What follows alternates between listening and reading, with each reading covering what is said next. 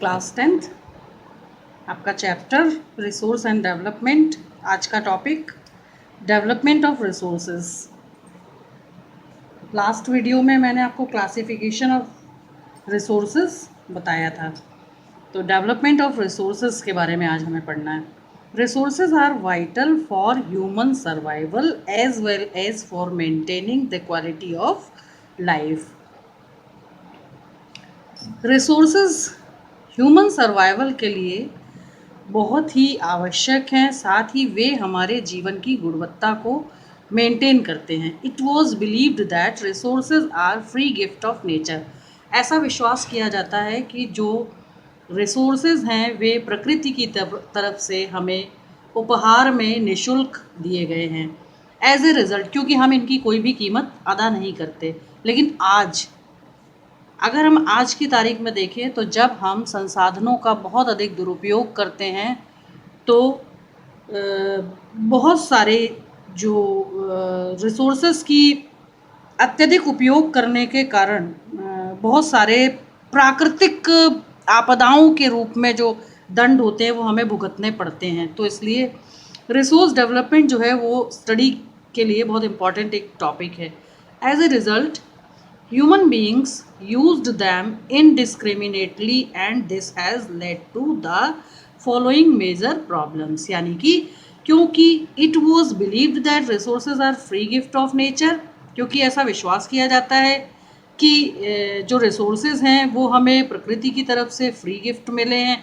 As a result तो free gift मिले हैं तो इसका परिणाम क्या होता है कि human beings use them indiscriminately. इसलिए ह्यूमन बींग्स क्या करते हैं कि इनका अंधाधुंध उपयोग करते हैं। And this has led to the following major problems. क्योंकि इनका अंधाधुंध उपयोग करते हैं तो क्या होता है कि इनके कारण कुछ बड़ी समस्याएं जो हैं वो हमारे सामने आ जाती हैं। नंबर 1 है depletion of resources for satisfying the greed of few individuals. यानी कि जो संसाधन हैं उनका संदोहन यानी उनका उपयोग जो है वो कुछ लोगों की ज़रूरत को तो पूरा कर सकता है लेकिन लालची लोगों की नीड को सेटिस्फाई नहीं कर सकता है। नंबर 2 है accumulation of resources in few hands. हमारे देश में जो उपलब्ध संसाधन हैं उन पर कुछ जो समाज के जो सेगमेंट्स हैं उनका बहुत ज़्यादा वर्चस्व दिखता है।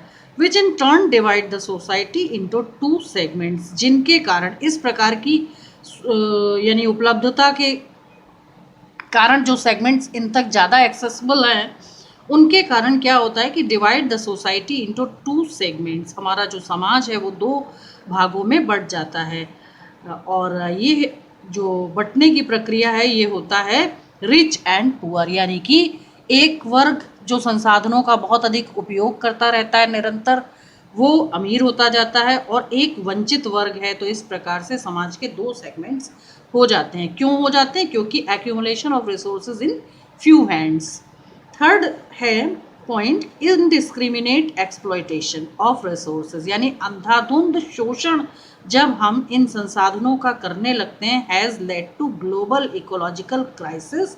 तो उसके कारण क्या होता है कि वैश्विक स्तर पर पारिस्थितिक संकट उत्पन्न हो जाते हैं। सच एज ग्लोबल वार्मिंग, जैसे ग्लोबल वार्मिंग की समस्या, ओजोन लेयर डिप्लीशन जैसे ओजोन लेयर डिप्लीशन की समस्या, इन्वायरमेंटल पॉल्यूशन यानी पर्यावरणीय प्रदूषण की समस्या, एंड लैंड डिग्रेडेशन यानी भूमि के क्षय की जो समस्याएं हैं वो हमारे समक्ष उपस्थित हो जाती हैं।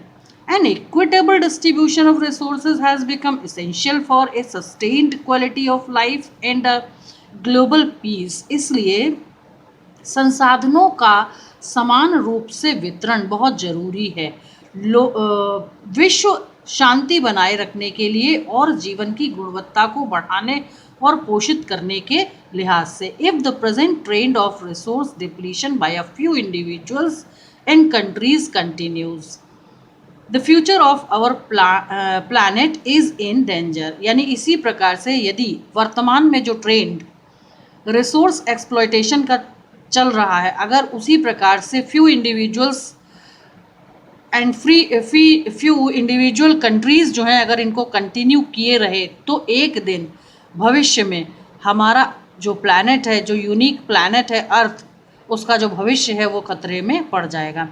Therefore resource planning is essential for sustainable existence of all forms of life. इसलिए क्या है कि रिसोर्स प्लानिंग का मतलब होता है, रिसोर्स मीन्स संसाधन, प्लानिंग मीन्स नियोजन। इसलिए जो उपलब्ध संसाधन हैं उनको नियोजित करना बहुत ही जरूरी है, यानी उनको प्लान करना, उनको मैनेज करना बहुत ही ज़रूरी है। Sustainable existence for all forms of life, जिससे कि हर प्रकार का जो जीवन है उसको सस्टेन करने के लिए, उसे पोषित करने के लिए। Sustainable existence is a component of sustainable development, यानी कि सस्टेनेबल एक्सिस्टेंस ऑफ रिसोर्सेज जो है वो एक कंपोनेंट है सस्टेनेबल डेवलपमेंट का। अब टॉपिक आता है कि सस्टेनेबल डेवलपमेंट की एक प्रॉपर डेफिनेशन है क्या, क्या जो वर्ड है आपका सस्टेनेबल डेवलपमेंट, उसको अगर प्रॉपरली डिफाइन किया जाए तो क्या डेफिनेशन है। सस्टेनेबल इकोनॉमिक डेवलपमेंट मीन्स, यानी कि जो पोषित आर्थिक विकास है उसका तात्पर्य है कि डेवलपमेंट शुड टेक प्लेस, यानी कि विकास जो है वो तो किया जाए, क्योंकि विकास एक सतत चलने वाली प्रक्रिया है।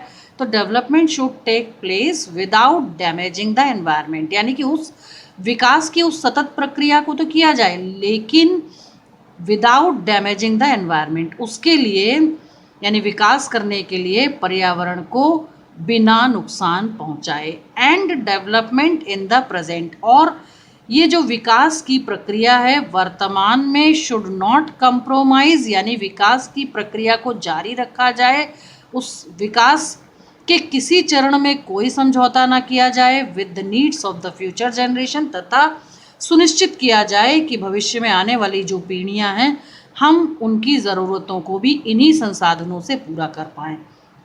तो ये हो गया हमारा एक प्रॉपर डेफिनेशन। एक बार फिर से इसको रिवाइज करते हैं कि सस्टेनेबल डेवलपमेंट होता क्या है। Sustainable economic development means development should take place without damaging the environment and development in the present should not compromise with the needs of the future generations, यानी कि एक पोषित विकास की प्रक्रिया का तात्पर्य है कि विकास भी किया जाए, पर्यावरण को नुकसान भी ना पहुंचाया जाए, वर्तमान में विकास की जो प्रक्रिया है उससे कोई समझौता ना किया जाए और उपलब्ध संसाधनों को फ्यूचर में आने वाली जनरेशन्स की नीड के हिसाब से उन्हें हस्तांतरित भी किया जाए। तो ये हो गया हमारा एक प्रॉपर डेफिनेशन। अब उसके बाद जो हमारा नेक्स्ट टॉपिक है ये है बहुत ही इम्पॉर्टेंट टॉपिक है ये, और ये टॉपिक जो है उसका नाम है अर्थ समिट। अर्थ समिट का मतलब है कि एक पृथ्वी सम्मेलन आयोजित किया गया था। ईयर था 1992, जून 1992 में किया गया था इसे। अर्थ समिट को कहाँ हुआ था ये हुआ था साउथ अमेरिका कॉन्टिनेंट का एक कंट्री है जिसका नाम है ब्राज़ील। ब्राज़ील का एक शहर है जिसका नाम है रियो दी जेनेरियो। रियो दी जेनेरियो शहर जो था उसमें अर्थ समिट को यहाँ पे ऑर्गेनाइज़ किया गया था, 1992 में किया गया था। और इसे ऑर्गेनाइज़ करने वाली जो संस्था थी उसका नाम था UNCED। UNCED का फुल फॉर्म है United Nations conference on environment and development, यानी कि UNCED नाम की एक संस्था थी जिसने फर्स्ट टाइम अर्थ समिट जो था उसको ऑर्गेनाइज किया जून 1992 में। साउथ अमेरिका कॉन्टिनेंट का एक कंट्री था ब्राज़ील, ब्राज़ील का एक शहर था जिसका नाम था रियो दी जेनेरियो। तो अब मैं आपको प्रॉपर इस टॉपिक के बारे में बताती हूँ। इन जून 1992 more than 100 heads of the states meet in Rio de Janeiro in Brazil। अभी हमने आपको इंट्रोडक्शन में बताया था ये सब कुछ। तो जून 1992 की बात है कि more than 100 heads of the states meet in Rio de Janeiro in Brazil, यानी ब्राज़ील कंट्री का जो शहर है रियो, वहाँ पर 100 हेड्स ऑफ द स्टेट्स यानी 100 से अधिक देशों के जो राष्ट्राध्यक्ष थे, जो हेड्स थे, यानी कि जो प्राइम मिनिस्टर्स रहे, प्रेसिडेंट्स रहे, वे सभी वहाँ पर अवेलेबल थे for the first international earth summit. और ये अपनी तरह का पहली बार आयोजित एक सम्मेलन था जो कि अर्थ समिट के नाम से जिसे जाना गया। The summit was convened for addressing urgent problems of environmental protection and socio-economic development at the global level। यानी इस सम्मेलन में राष्ट्राध्यक्षों को कन्वेंट किया गया, उन्हें बताने का प्रयास किया गया, समझाने का प्रयास किया गया फॉर एड्रेसिंग, उन्हें संबोधित करते हुए कि urgent problems of environmental protection, यानी कि शीघ्र ऐसी समस्याएं जो पर्यावरण को बचाने के लिए and socio economic development at the global level, यानी कि सामाजिक आर्थिक विकास के लिए जो भी प्रोटेक्शन जरूरी है उसको किया जाए और उसकी नीड जो है वो बहुत ही अर्जेंट है ताकि इन प्रॉब्लम्स को शॉर्ट आउट किया जाए। तो the summit was convent for addressing, इस समिट में जो राष्ट्राध्यक्ष थे उन्हें कन्वेंट किया गया, एड्रेस किया गया और उन्हें बताई गई कि जो urgent problems of environmental protection है, यानी शीघ्र ही पर्यावरण को जो समस्याएं उपस्थित हो गई हैं उनसे कैसे प्रोटेक्ट करना है, and socio economic development at the global level, और किस प्रकार से विश्व स्तर पर आर्थिक विकास और सामाजिक विकास जो है उसके रास्ते में भी जो पर्यावरणीय समस्याएं उपस्थित हो रही हैं उनसे कैसे देशों को प्रोटेक्ट करना है। द असेंबल्ड लीडर्स, यानी इस समिट में जो लीडर्स यहाँ पर 100 हेड्स ऑफ द स्टेट्स थे जो असेंबल्ड थे, signed the declaration of global climatic change. उन्होंने क्या किया था कि एक डिक्लेरेशन जो था वो डिक्लेयर किया गया था इस असेंबल्ड लीडर्स के बीच में, और उस पर उन सभी ने साइन किए और उनका विषय था global climatic change and biological diversity, यानी वैश्विक स्तर पर जलवायु परिवर्तन और जैविक विविधता। जो विषय था उसके डिक्लेरेशन पर 100 हेड्स ऑफ द स्टेट्स जो थे उन्होंने सिग्नेचर किए। द रियो कन्वेंशन, यानी रियो दी जेनेरियो नाम के शहर में जो ये कन्वेंशन आयोजित किया गया था, indoors the global forest principles, तथा क्या हुआ कि इस सम्मेलन में वैश्विक स्तर पर वनों को लेकर भी कुछ सैद्धांतिक बातें हुई, एंड एडॉप्टेड एजेंडा 21, तथा क्या हुआ कि इस सम्मेलन में एडॉप्टेड एजेंडा 21, उन्होंने क्या किया कि 21 एजेंडाज यानी कि पॉइंट्स जो थे वो एडॉप्ट किए, यानी पर्यावरण की समस्याओं को लेकर, जिसमें कि biological diversity, ecological crisis, ozone layer depletion, global warming, environmental pollution, land degradation, ये जो सारी समस्याएं थी उन पर 21 एजेंडा जो था वो सेट किया for achieving sustainable development in the 21st century. और ये 21 पॉइंट्स ही इसलिए अचीव किए गए क्योंकि ये जो सस्टेनेबल डेवलपमेंट को लेकर जो भी अचीवमेंट्स हासिल करनी थी वो किस सेंचुरी में हो रही थी, 21st सेंचुरी में, इसलिए 21 पॉइंट्स को ही कंसीडर किया गया। अब बात आती है कि एजेंडा 21 था क्या। Agenda 21 it is the declaration of signed by world leaders. जैसा कि आपको मालूम है कि 100 हेड्स ऑफ द स्टेट्स यहाँ पर असेंबल्ड हुए थे, उन सभी ने मिलकर डिक्लेरेशन पर साइन किए इन 1992 में एट द UNCED। UNCED मैंने आपको पहले ही बताया था, United nation conference on environment and development नाम की जो संस्था थी जिसने इस अर्थ समिट को आयोजित किया था, which took place at Rio de Janeiro Brazil, जो कहाँ पर थी, रियो नाम के एक शहर में, ब्राज़ील नाम के एक देश में। It aims at achieving global sustainable development, और इसका उद्देश्य क्या था कि ग्लोबल सस्टेनेबल डेवलपमेंट यानी वैश्विक स्तर पर पोषित विकास किया जाना, जिससे कि पर्यावरण को नुकसान भी ना हो, उपलब्ध संसाधनों को यूटिलाइज भी किया जाए, एंड आने वाली जो जनरेशन्स हैं उनके लिए भी उन संसाधनों को संरक्षित करके रखा जाए। It is an agenda to combat, ये एक ऐसा एजेंडा था, टू कम्बैट मीन्स कि इसके द्वारा हमें लड़ना था एनवायरमेंटल डैमेज से, यानी पर्यावरण नुकसान से, पॉवर्टी गरीबी से, डिजीज़ बीमारी से, थ्रू ग्लोबल कोऑपरेशन, यानी कि किसके थ्रू लड़ना था, वैश्विक स्तर पर सहयोग के द्वारा, ऑन कॉमन इंटरेस्ट, जिसमें कि सभी की रुचियां समान हों, म्यूचुअल नीड्स यानी उनकी आपसी सहमति से, एंड शेयर्ड रिस्पॉन्सिबिलिटीज़ अपनी अपनी जिम्मेदारियां तय करते हुए। तो ऐसा क्यों था? क्योंकि हमारा जो वर्ल्ड है वहाँ पे दो प्रकार के कंट्रीज़ हैं, यानी दो प्रकार के कंट्रीज़ हैं। एक हैं डेवलप्ड नेशंस और एक हैं डेवलपिंग नेशंस। तो जो डेवलपिंग नेशंस हैं उनकी अपनी अलग तरह की समस्याएं हैं, जैसे उनकी पॉवर्टी है, एनवायरमेंटल डैमेज है, डिजीज़ है, अनएम्प्लॉयमेंट है, बढ़ती हुई जनसंख्या है, और बहुत सारे जो उनकी जो बहुत सारी समस्याएं हैं, उनकी समस्याएं अलग हैं। और जो हमारे डेवलप्ड नेशंस हैं उनकी समस्याएं अलग तरह की हैं। तो यहाँ पर उनको ये कहा गया कि आप क्या करिए कि it is an agenda to combat environmental damage, यानी एनवायरमेंटल डैमेज से तो लड़ना ही है, साथ ही साथ poverty disease through global cooperation, यानी वैश्विक स्तर पर जो जिस कैटेगरी का देश हो वो उसको सहयोग करे और अपने अपने कॉमन इंटरेस्ट जो हैं, उनकी अपनी अपनी जो कॉमन प्रॉब्लम्स हैं उनको सेलेक्ट करे और अपनी अपनी जिम्मेदारियों को निभाते हुए उन समस्याओं को दूर करने के प्रयास करें।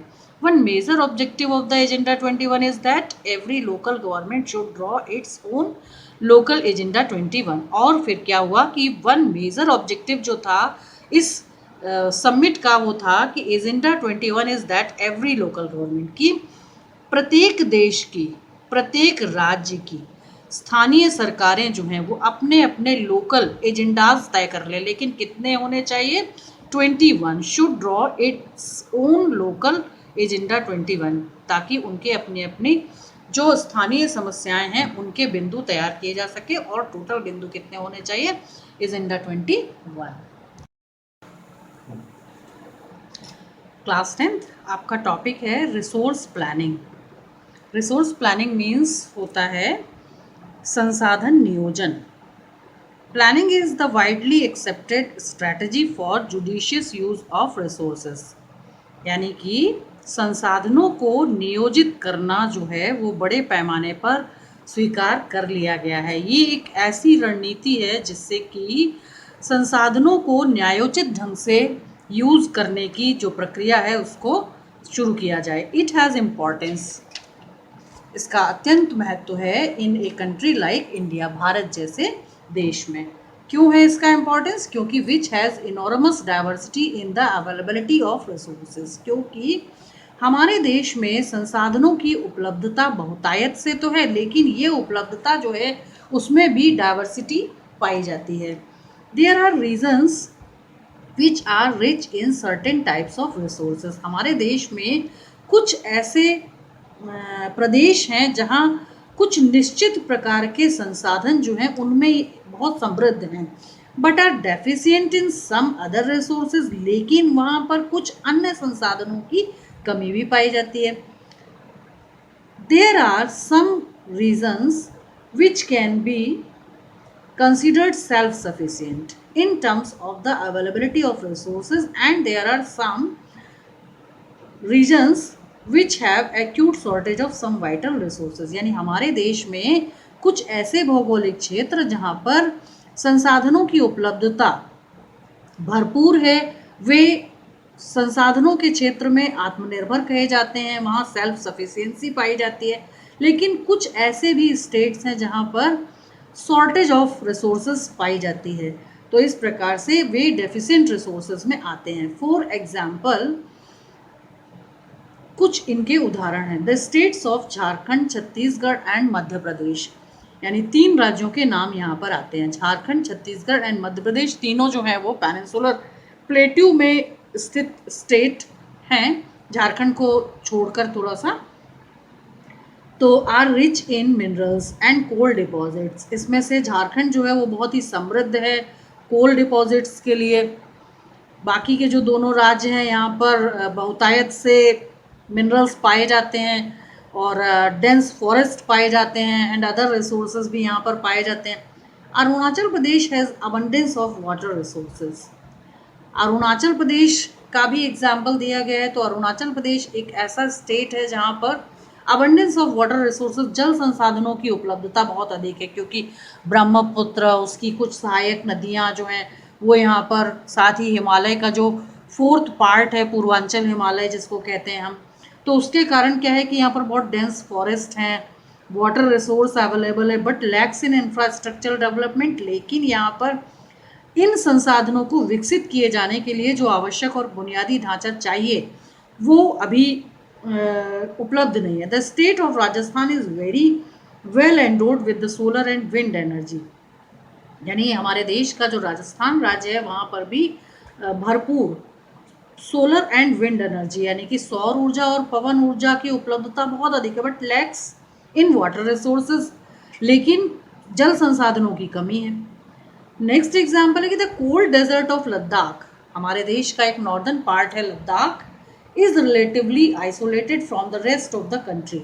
ये जो है एक बहुत ही ठंडा रेगिस्तान कहा जा सकता है क्योंकि यहाँ टेम्परेचर जो माइनस में होता है और बहुत ठंड है यहाँ पर, जिसके कारण कि यहाँ काफ़ी समय से ये जो हिस्सा था वो हमारे देश से अलग थलग रहा। कुछ ये कारण भी थे, कुछ पॉलिटिकल रीजंस के कारण भी अलग थलग रहा क्योंकि जो जम्मू एंड कश्मीर स्टेट था उसका ये नॉर्थ वेस्टर्न पार्ट है, तो आइसोलेटेड रहने का एक पॉलिटिकल रीज़न भी था कि आर्टिकल 370 के कारण स्पेशल स्टेटस का जो मिला हुआ था जम्मू एंड कश्मीर को, तो वहाँ पर जो सेंट्रल गवर्नमेंट प्रोवाइड कराती थी जिन रिसोर्सेज को, जिन फाइनेंशियल रिसोर्सेज को, उनके कारण जो भी यूटिलाइज फाइनेंशियल रिसोर्स थे उनसे जो डेवलपमेंट होता था या जो भी कुछ काम में लिए जाते थे वे रिसोर्सेज जम्मू एंड कश्मीर तक ही थे, लद्दाख तक जो है इन रिसोर्सेज का कोई भी लाभ